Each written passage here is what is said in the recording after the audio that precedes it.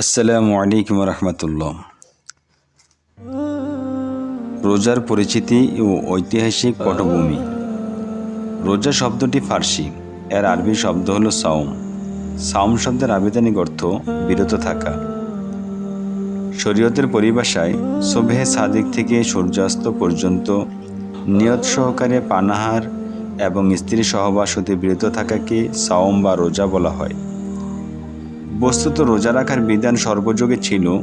হজরত আদম আলাইসাল্লাম থেকে শুরু করে আখিরি নবী হজরত মুহাম্মদ সাল্লাল্লাহু আলাইহি ওয়াসাল্লাম পর্যন্ত সকল নবী রাসূলগণের যুগেই রোজার বিধান ছিল।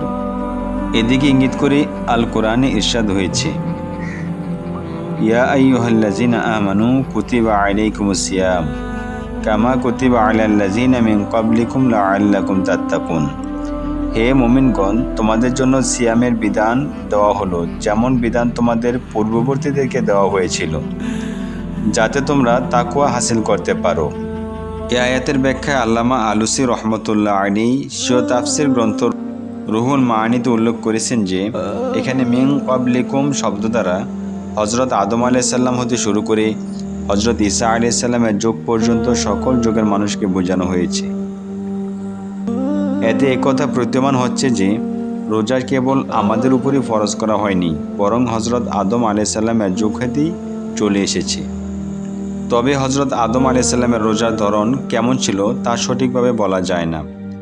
আল্লামা ইমামউদ্দিন ইবনু কাসির রহমতুল্লাহ আলাইহি বলেন, ইসলামের প্রাথমিক যুগে প্রতি মাসে 3 দিন রোজা রাখার বিধান ছিল।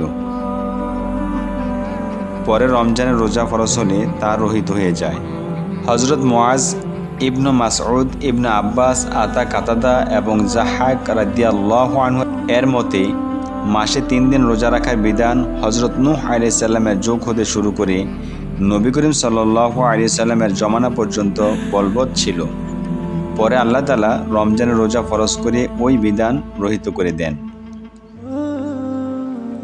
তাফসীরে রুহুল মাআনিতে একথা উল্লেখ রয়েছে যে কামা কুতিবা আলাল্লাযিনা মিন ক্বাবলিকুম, যেমন বিধান তোমাদের পূর্ববর্তীদেরকে দেওয়া হয়েছিল বলে যে তুলনা করা হয়েছে তা শুধু ফরজ হওয়ার ব্যাপারে প্রযোজ্য হতে পারে। অর্থাৎ তোমাদের উপর রোজা ফরজ করা হয়েছে যেমন তোমাদের পূর্ববর্তীদের উপরও ফরজ করা হয়েছিল।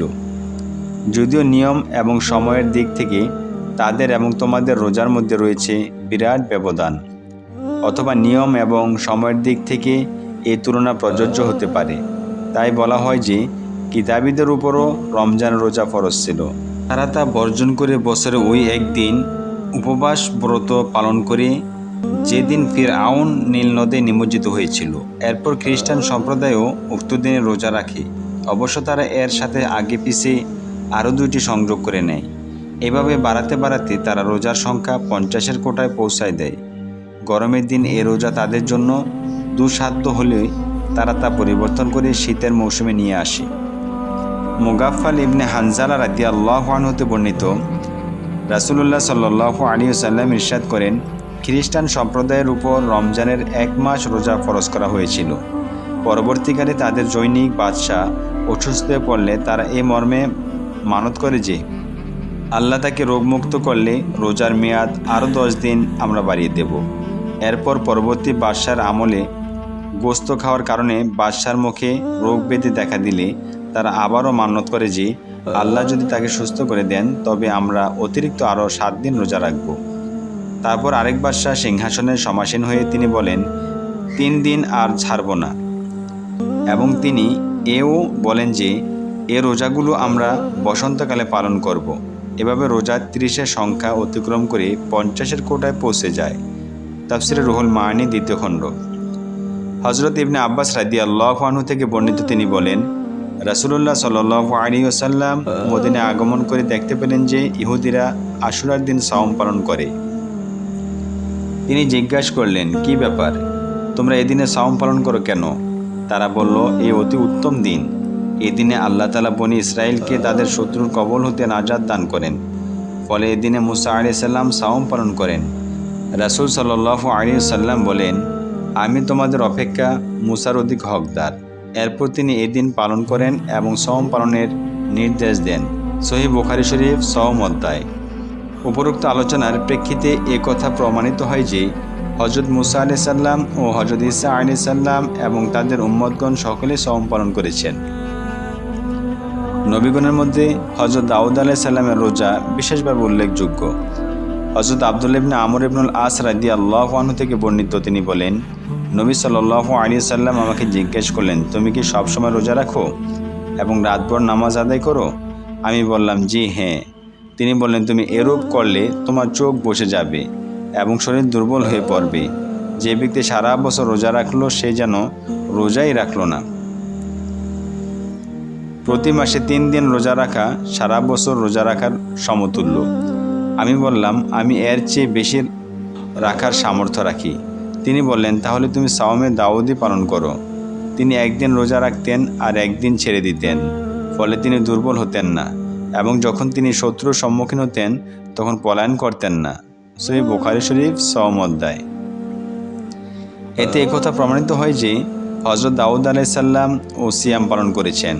মোট কথা, হজরত আদম আলাইহিস সালাম এর যুগ থেকেই রোজা রাখার বিধান ছিল, কিন্তু পরবর্তীকালে আদর্শচ্যুত হয়ে লোকেরা আল্লাহর বিভিন্ন বিধানকে যেভাবে পরিবর্তন ও বিকৃত করেছিল, অনুরূপভাবে রোজার মধ্যেও তারা এমন সব পরিবর্তন করেছিল যাতে রোজার ধর্মীয় তাৎপর্য ও বৈশিষ্ট্য শেষ হয়ে একটি নিছক প্রথায় পরিণত হয়ে গিয়েছিল।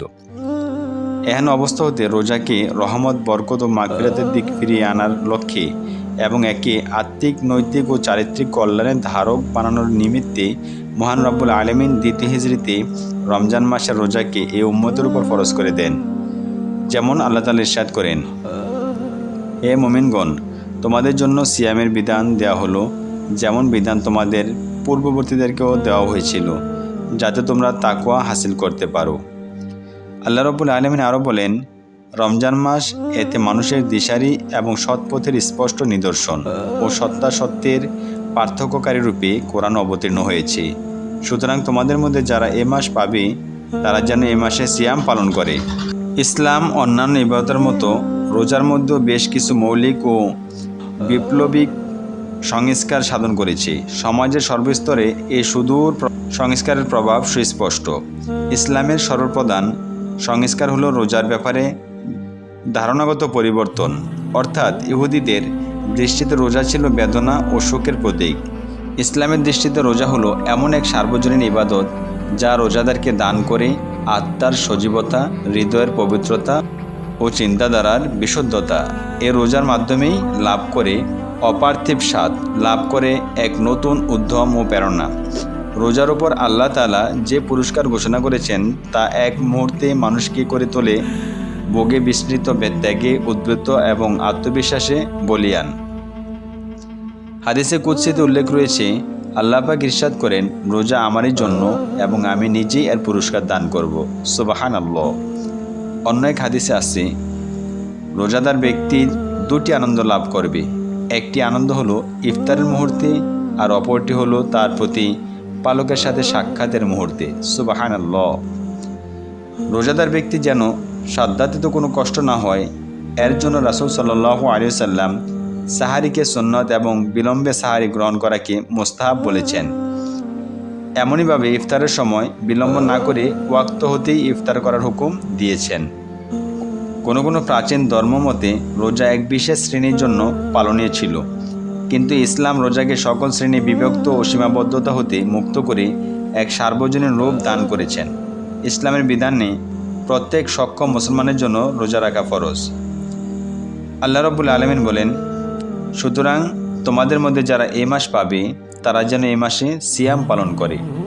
প্রাচীন ধর্মসমূহের শ্রেণী বিভক্তি ও সীমাবদ্ধতা সত্ত্বেও বিশেষ কোনো কারণবশত কাউকে রোজা থেকে অব্যাহতি দেওয়ার কোনো নিয়ম ছিল না, কিন্তু ইসলাম ক্ষেত্রে উদার নীতি গ্রহণ করেছেন।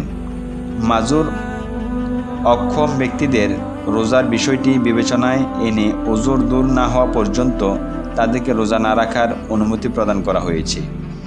যেমন আল্লাহ রাব্বুল আলামিন বলেন, তোমাদের কেউ পীড়িত থাকলে কিংবা সফরে থাকলে অন্য সময় এই সংখ্যা পুরা করতে হবে। রোজার ক্ষেত্রে কোনো কোনো ধর্মাবলম্বীদের মধ্যে এত বাড়াবাড়ি ছিল যে তারা 40 দিন পর্যন্ত খাদ্য গ্রহণ করা থেকে বিরত থাকত। আবার কেউ কেউ কেবল গোশত জাতীয় খাদ্য বর্জনকে রোজার জন্য যথেষ্ট মনে করত। কিন্তু ইসলামী মতবিরোধী বাড়াবাড়ি এবং প্রয়োজনীয়তিরিক্ত উদারতা উভয়কেই প্রত্যাখ্যান করেছে। বস্তুত ইসলামী রোজা হলো ভারসাম্যপূর্ণ এক ঐশী বিধান। এখানে যেমন অধিকার নেই আত্মাকে অমানবিক কষ্ট দেওয়ার কিংবা নিজের জন্য জীবন্ত সাময়িক রচনা করার, তেমনি অবকাশ নেই স্বেচ্ছাচারিতার। ইহুদিরা শুধু ইফতারের সময় খাদ্য গ্রহণ করত, এরপর খাদ্য পানীয় কোনো কিছুই গ্রহণ করা তাদের ধর্মে বৈধ ছিল না। ফলে সারা রাত তাদের পানাহার সহ যাবতীয় বৈধ কাজ থেকে বিরত থাকতে হতো। কিন্তু আল কোরআন মানুষের মন গড়া যাবতীয় নিয়মকানুন ও বিধি নিয়ম খতম করে সুস্পষ্ট ভাষা ঘোষণা করেছেন। আর তোমরা পানাহার করো যতক্ষণ রাত্রি কৃষ্ণ রেখা হতে উষার শুভ্র রেখা সুস্পষ্ট রূপে তোমাদের নিকট প্রতিবাদ না হয়। সুবহানাল্লাহ। সকল প্রাচীন ধর্মেই সৌর মাস হিসাবে রোজা রাখার বিধান ছিল, তাই দিন তারিখ এবং মাস হিসাবে রাখার জন্য সৌর বিষয়ে গভীর জ্ঞান ও পাণ্ডিত্যের প্রয়োজন ছিল। এছাড়াও সৌর বর্ষের কারণে প্রতি বছর একই সময় নির্দিষ্ট মাসে রোজা রাখতে হতো, এতে কখনো কোনোরূপ রদ বদল হতো না। কিন্তু ইসলামের সৌর মাসের পরিবর্তে চান্দ্র মাসে হিসাবে রোজা ফরজ করা হয়েছে। রাসূল সাল্লাল্লাহু আলাইহি ওয়াসাল্লাম বলেছেন, চাঁদ দেখে রোজা শুরু করবে এবং চাঁদ দেখে তা শেষ করবে। সহিহ তিরমিজি শরীফ।